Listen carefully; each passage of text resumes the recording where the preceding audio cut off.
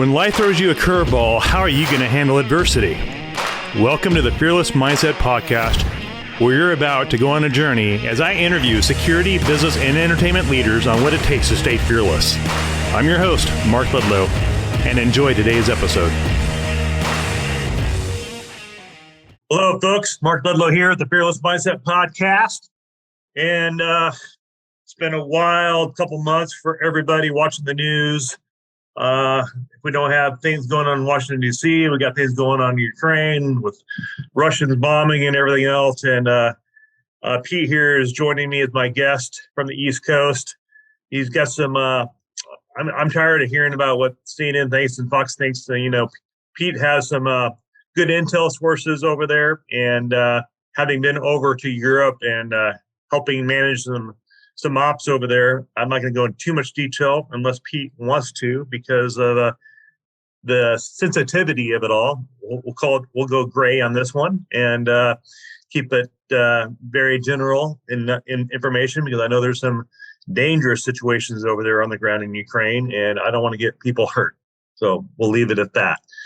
And so, Pete, thanks for coming on. I know you're slammed. You're getting ready to go back fly over there to Europe somewhere to do some more stuff. And please share with the audience. We're hearing different news information, probably a lot of false information, and you have ears on the ground out there. You know what's happening. So I know the audience would love to hear about what's happening. So feel free to download some information on us. Yeah, it's an interesting situation. I actually used to work there. I had a client, my first big client, actually back in 2014, who was standing up a satellite office in Kyiv.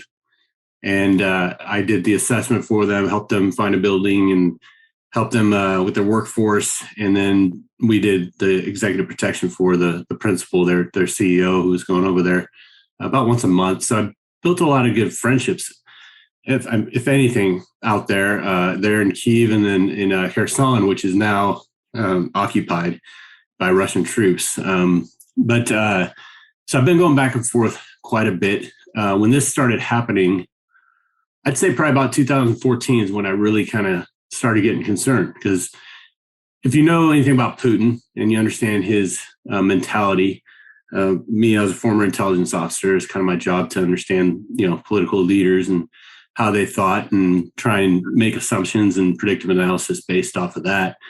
I don't think anybody, I didn't think that he actually cared about those annexed regions getting their freedom, from Ukraine.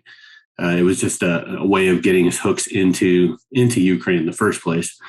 And so kind of watching that happen, my assessment early on was this is not far. It's definitely far from over. It's going to keep going.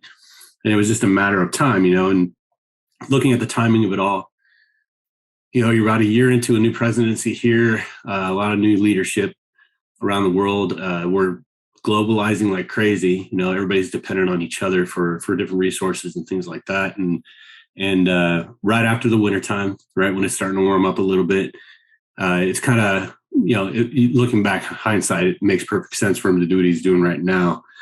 The way he's doing it, that's kind of disturbing, to say the least. I have people on the ground who are reporting back direct from those areas, who are seeing firsthand what's going on. And there's definitely a lot of misinformation on both sides. Everybody's waging their IO campaign, their information operations campaign. And I get that, if I was Ukrainian, I wouldn't want to hear all the negativity. I'd need some positive, motivation. And I will tell you, those people are patriots. Like I've never seen people that dedicated, everybody wanting to go back in and do their part and fight. They have the factories, the Molotov cocktail factories with the women singing and putting their stuff together. That's not information operations. That's legit.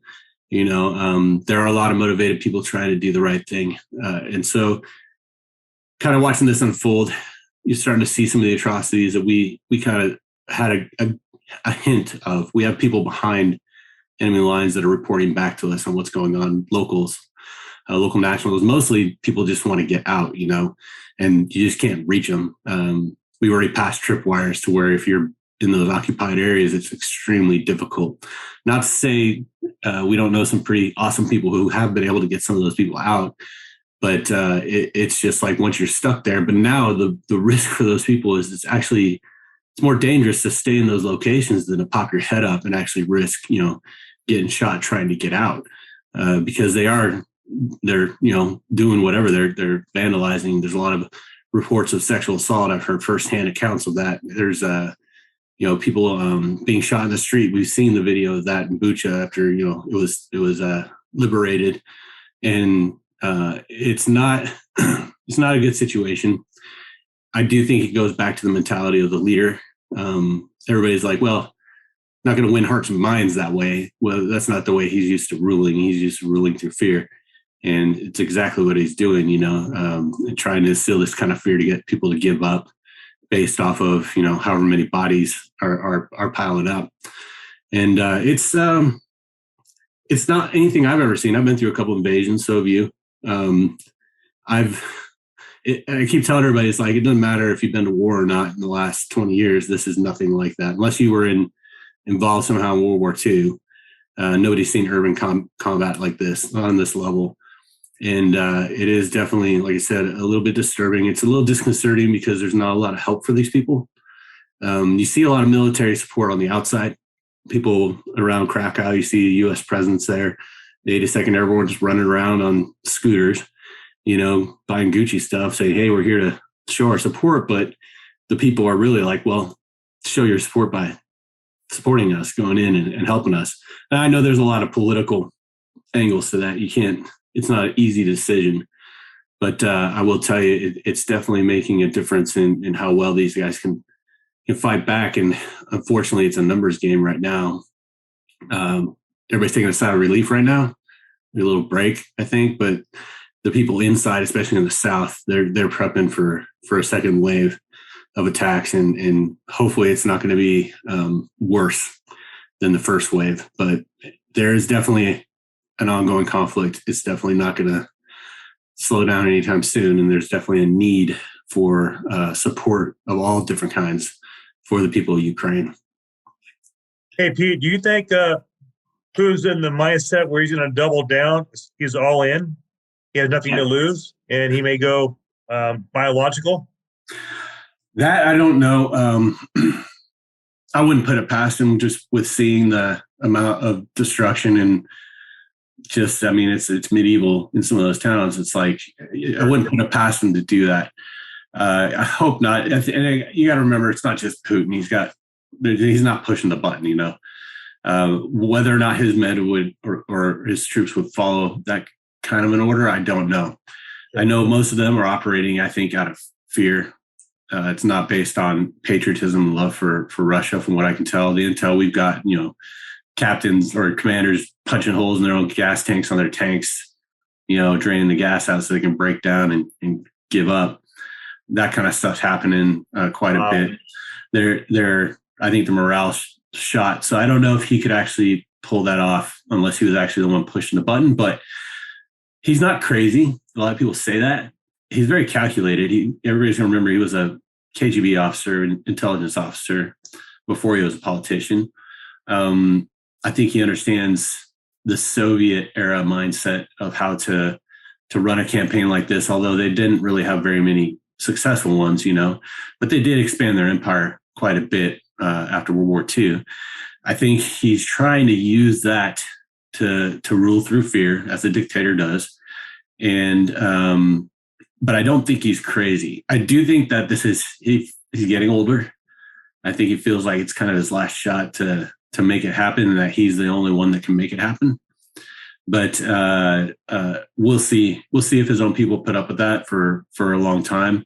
Hopefully not. I think he'd be very much like Hitler if he lost, or if he couldn't claim victory, he'd probably just take care of the problem himself. He's just got that mentality. He's a megalomaniac. He's not crazy, but he's definitely surrounded by yes people who won't argue with him and tell him what he really needs to hear. I do think he overestimated what he was going to get into in the north. There's no way you can take Kyiv. Kyiv is a monstrous, huge concrete city. To think that you could go in with tanks, with very, they didn't use very much air either. And it's like to try and fight in that city is just, that's a very complicated task in itself. I was kind of interested in, I would like to know the reason why they decided to go to the north like that first. But I do think he overestimated his reception there. And like I said, the Ukrainians, they're fighters, man. I wouldn't want to cross them. Right. They're getting it done. What would be totally awesome, of course, is if they had the ability to claim victory without help from anybody else on the outside. That would be a huge blow to Russia's pride, I'm sure. And then maybe that would change things a bit. But no, I don't want to say no, that I wouldn't put it past him to do it. He's just like every other dictator out there, and they all go too far when it comes to this kind of stuff, just because that's what their end goal. They want to realize their own vision, before it's too late. And I think that's what this is, his last ditch effort before his time is up, as a ruler.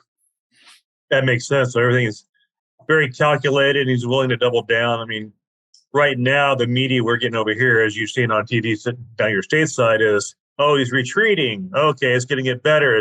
We're having a little break. No, he's recalculating. He's going to come back in even harder, probably. Maybe even hit Poland, because they're aiding and I hear creating a supply route for arms and support and materials and stuff going to Ukraine to support the Ukrainians fighting against Russia. And I'm sure they're going to try to dismantle that. And that's the scary part of it is there's only one real main supply route in from Poland. There's a lot of border crossings throughout that region and all the way down south through multiple countries. But of course, the Polish people have been awesome in their support. Understandably so. They were part of the Soviet Union at a time too, and nobody wants to fall back underneath that curtain. But they have been extremely supportive, and because of that, most of your humanitarian aid, most of your military aid's coming through one port of entry. And so I do think that they've done some sporadic attacks, like through Lviv in the north, with missiles and artillery and stuff, but they don't have troops massed, so they can't do like an ongoing campaign. But I do think they're targeted. I definitely think they're being called in from the ground, and I think they're targeted at supply routes. If you cut off that supply, then they would actually have a better chance. But that's kind of what we're doing over there. So I'm not actually over there in my official consultancy capacity. What we're doing as an organization over there is trying to have an immediate effect that's far-reaching. So these guys going in and supplying, going in to bring in supplies to people, at least close to the enemy lines, if not behind, and to get people out that want to get out. They're just like farmers and pastors, and the military is so tied up they can't spare anybody for that kind of stuff. If it was us, we'd have some of our special guys out there doing some of these evacuations, but they don't have the capacity to do that. So it's left to these citizens, just base knowledge. And that's when I first went over, I was doing a needs assessment for a group, another nonprofit, to see what it would look like if it went long term. And that's kind of what we're looking at. And I did assess this is going to be long term. No matter what we want, it's going to go long term. No matter what we envision in our mind, even if he retreated today, he's crossed the red line, he can't go back over that red line. It's too late. He has to keep going forward. Even if he tried to go back, those sanctions aren't going to come off. It's going to be really bad for the Russian people if they don't have some kind of victory. And so when I did that assessment, I was looking at a ton of support going to refugees. It's too much support, in my opinion. And then not a lot of support for the people who are really stuck. Like everybody wants to go a certain distance before it gets a little too scary and dangerous, right? They're not going to go behind enemy lines to try and help these people out. And so I looked at it as like, well, who is doing that? And it's these locals. They're jumping in vans. They're buying Sprinter vans. They're buying bulletproof vans. We had to have a talk about that. They're going in 15 van convoys down the road thinking they're being safe, And so I started looking at that problem, and I was like, what can we give these guys to help them? So through a partner organization, we're giving them training. And it's not military convoy ops. It's what we do as protectors, right? It's right. 2 vehicles max, 3 the crowd, a way to cross load, how to position your vehicles if you get hit, And these guys don't have weapons. So it's even a little bit more different than what we do in executive protection, right? There are no weapons. It's just position your vehicles and then cross-loading 10 to 15 refugees into another van, right? That's crammed full of people.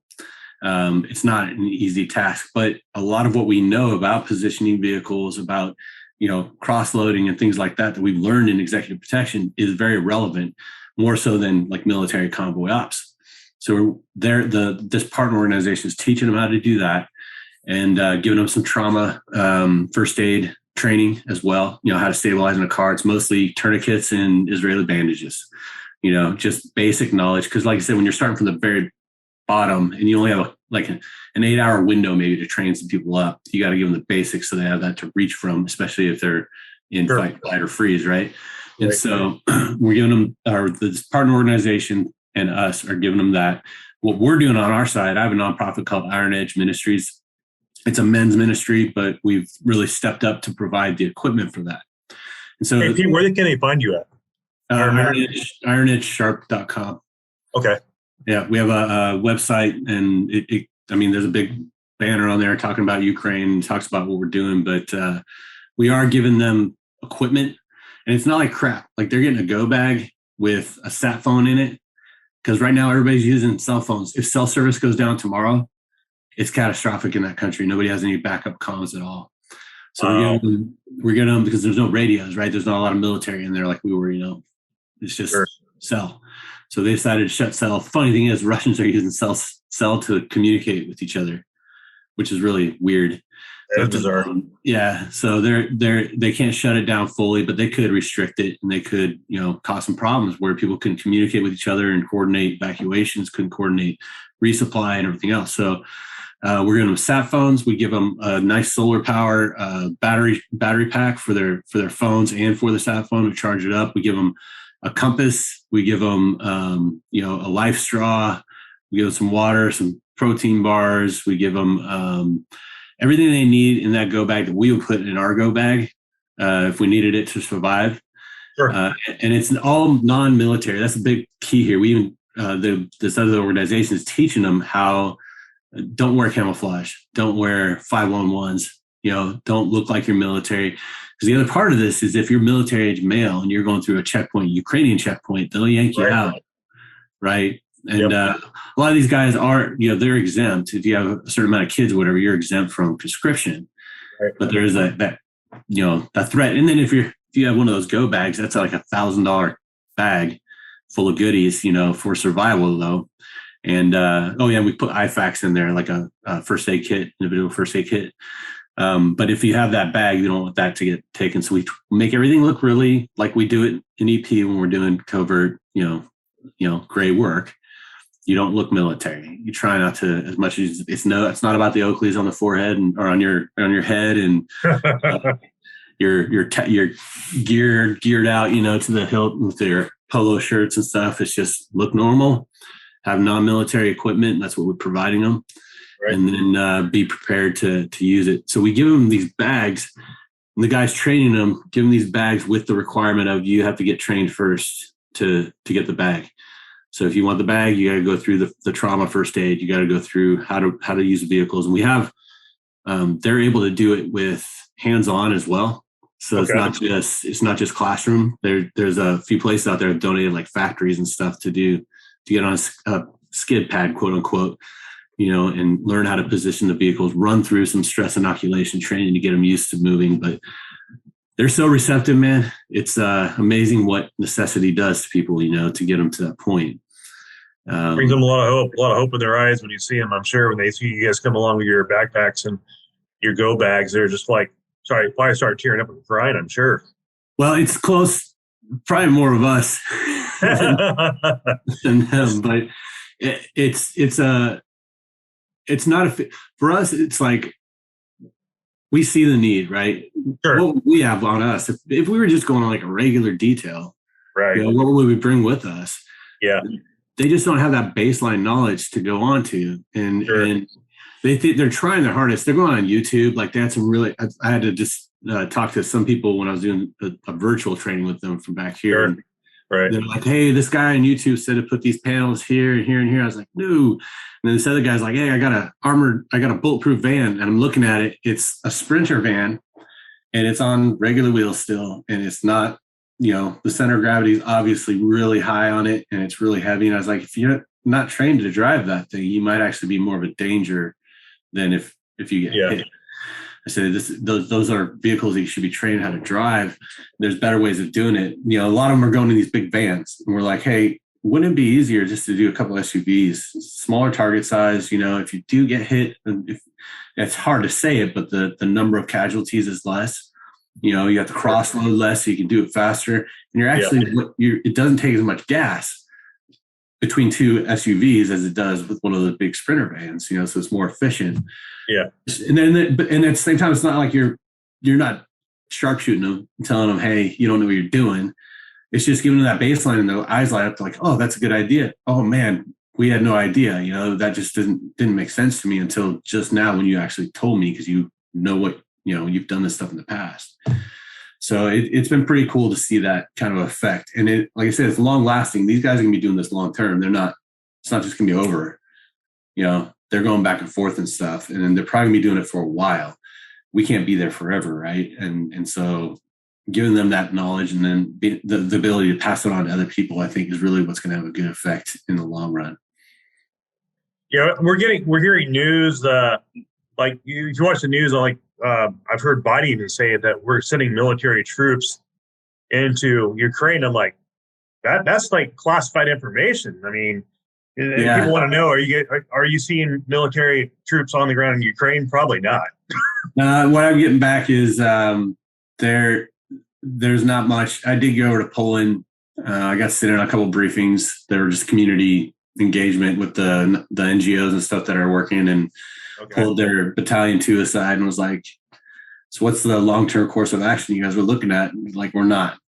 So and everybody I've talked to is like, there's no plan to go in at all. I don't think that's on the table at all. Okay. I'm sure we have assets in country somewhere doing something, but they're probably like agency or something. I don't see a lot of, there's no military presence whatsoever. I think you hear about it too. You hear about, this is the one thing about this war. It's so on social media, there's so much information. Right. We had a situation where there are some people in Kherson recently. The troops started pulling back a little bit, going to do the regroup thing, and they were able to get out. So people started using this one like rat line. It's just a dirt road getting out. And they were posting it on social media saying, hey, this is where the Russian troops are. Well, at the same time, they're diamond out their own position. So that route got shut down real quick and they didn't get out as many as they could have. And that's the thing you're seeing with this particular war is there's so much information going out, via Telegram and all these different apps. Sure. And a lot of it's not vetted, of course. Okay. And a lot of it's information operations and propaganda on both sides. And so it's hard to tell, what's going on. And at the same time, there's just a ton of information out there to look through. It's not hard to get intel on what's going on there. That's for sure. You don't have to go to a skiff to get it. You can go open source and just find it. Sure. It's been helpful and hurtful at the same time. I know that people back here probably aren't getting the full truth, but honestly, even if you're in country, you're not getting the full truth because both sides are trying to prop up their position. When you're Ukraine, they need support. Zelensky knows they need support. He said it every day since this war started. And so I think they put out, a little bit to kind of bolster, these are the atrocities going on. At the same time, I know from eyes on the ground that that is happening. It's legit. I think they try and beef it up like before we saw Bucha, right? Right. They were talking about that stuff happening. We're hearing reports of rape. We're hearing, assassinations and things like that. But nobody really believed it until they saw it. So I think the Ukrainians are pushing that IO campaign to get support.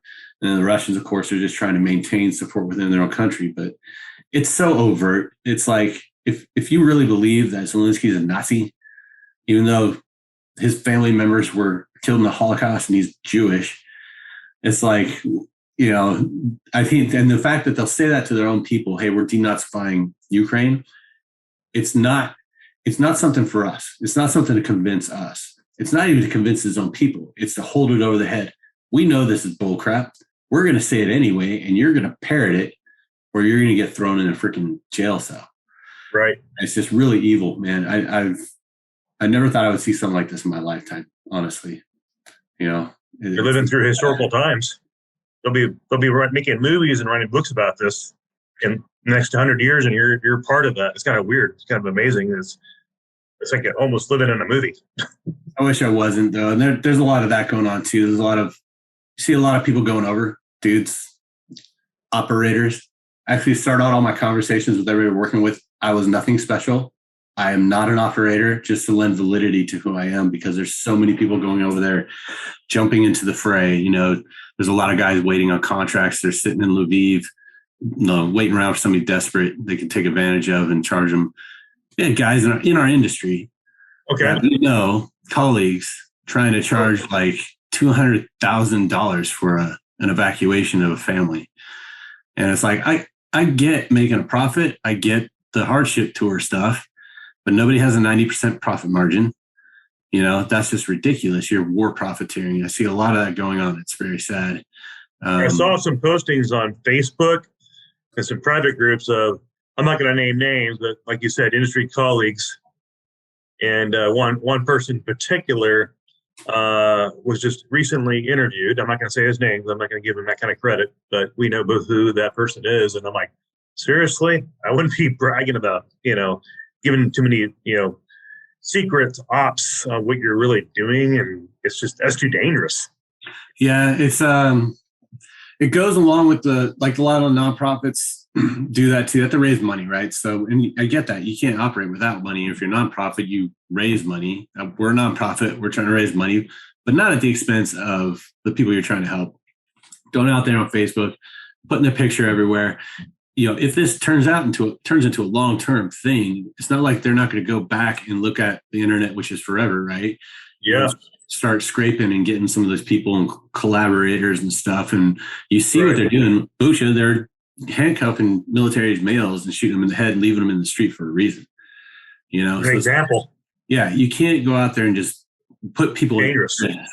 Not just yourself, your family, and your organization, but the people you're trying to help. That doesn't make sense, because then that just shows you that it's about them. It's about that person trying to get a thrill or trying to get a selfie and make money off of it, profit off it somehow. And so you see that happen a lot. I don't like doing that. I'll do, like I said, I looked at this. I could go in there and I could do a bunch of good.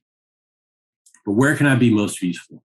Right. Where can I make the most difference? I have a lot of friends call me. It's like, hey, I want to go. I'm a vet. I can go help out. It's like, really, honestly, take the money that you're going to spend on a plane ticket and give it to somebody who's already being affected. Are you going in there to serve a selfish need to feel better about yourself? Yeah. Or are you actually looking for a way that you can be effective and really help the people that need you? Because honestly, they don't need more Americans running around there. All we do is make them big targets. How many Americans have you heard that are over there right now? In the thousands of you veterans that are over there? Well, yeah, I'd say there's a lot of them, and I think I saw Antifa there. So Antifa's over there? Oh my God! I don't know. They're dudes in really tight black. No offense, guys, wearing skinny jeans, but these were like super tight. Yeah, black pants, the boots, really skinny guys with Star Wars shirts on. Send me in, coach. I'm like, you're going to the front line, man. It's just like, there's some of that going on. Wow. There's a few guys when I was in Poland who came out. I was there on St. Paddy's Day at an Irish pub, and a guy from the UK, a guy from Scotland, talking about how they had joined up with the foreign group. Yeah. They went in, they didn't have weapons for them. They didn't have body armors, not enough equipment. They were getting shelled every day. And they're just like, dude, we're not risking our lives like this. And they left.